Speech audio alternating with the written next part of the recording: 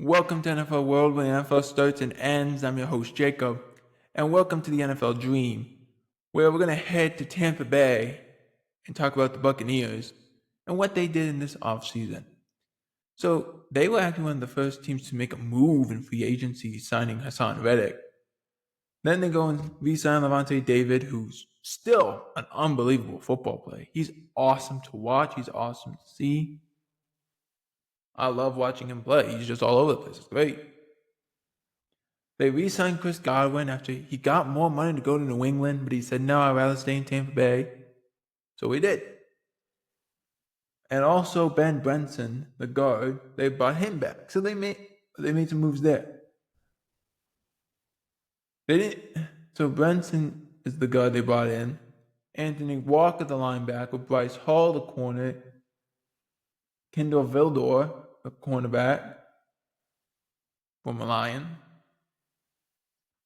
Sterling Shepard they kept there because he's Baker's best friend, so they keep him around. Charlie Heck, the tackle. Riley Dixon, the punter. Greg Gaines, the defensive lineman. Anthony Nelson, the outside linebacker. Sua Opta, the offensive lineman. And Kyle Trask, the quarterback.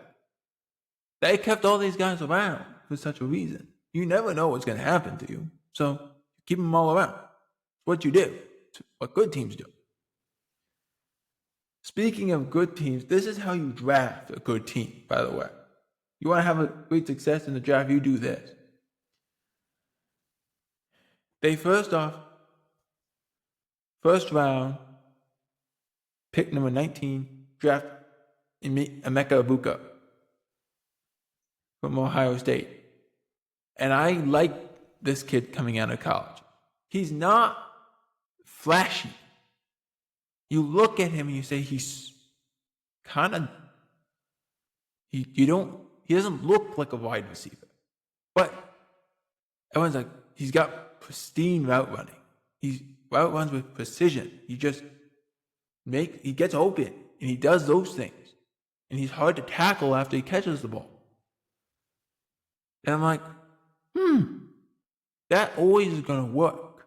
If you can get open, and when you catch the ball and then make people miss on tackles, make it hard for you to bring you down and gain extra yards, that's always a good wide receiver trait to have.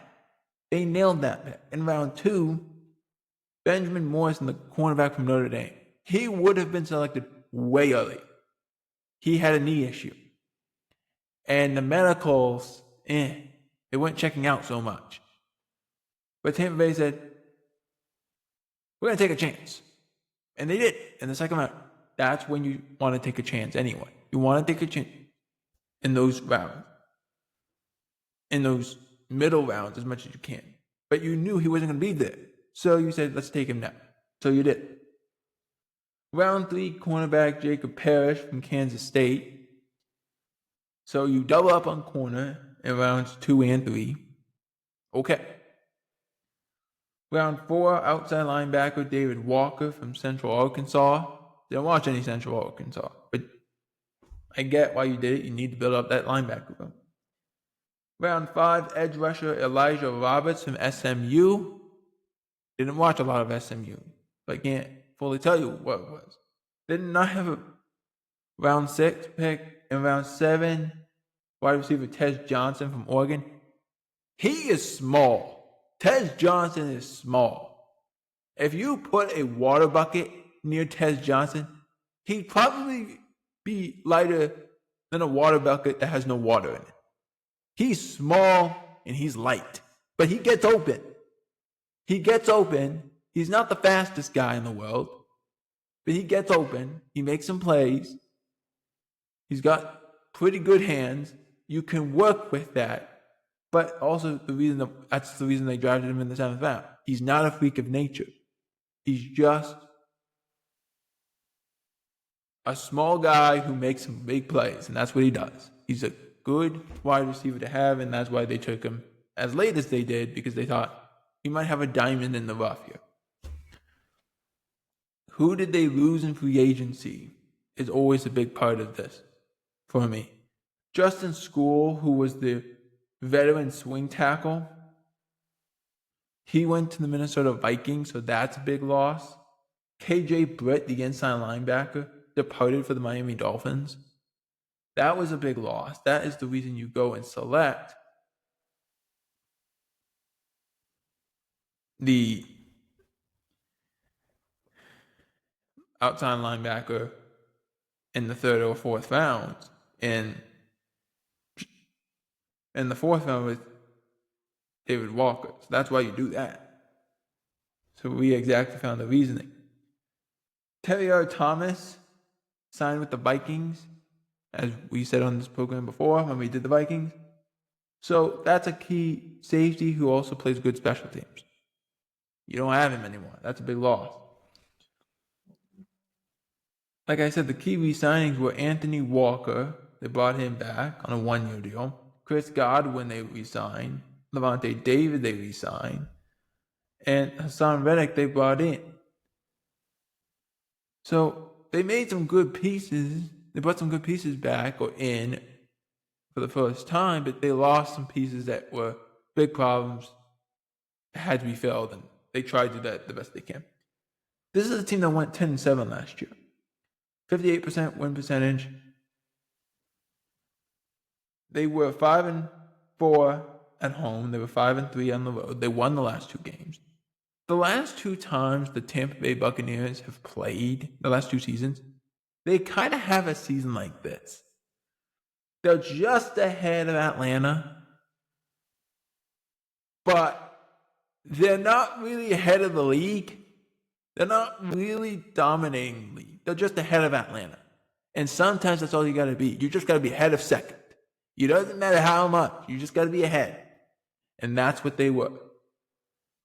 So there is that concern. And then you have, did they get better?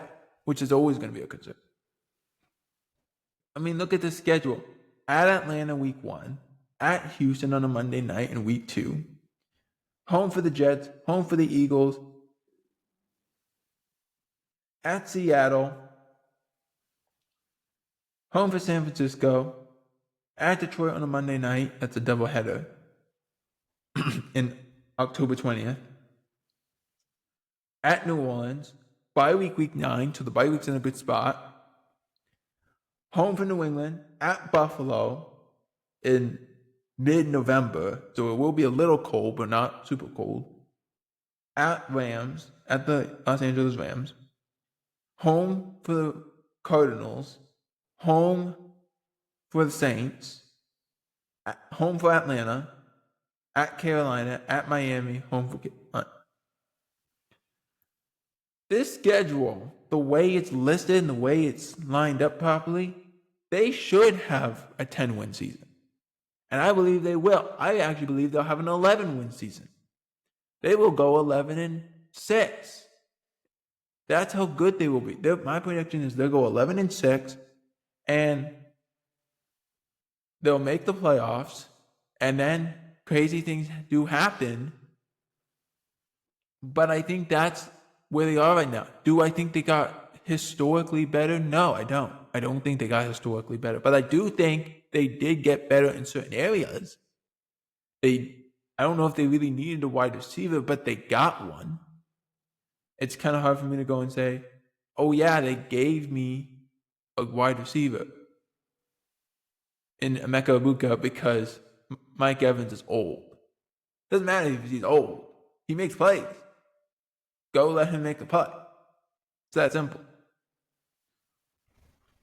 So that is my record for the Tampa Bay Buccaneers. Let me know in the comments. Do you think they will go 11-6?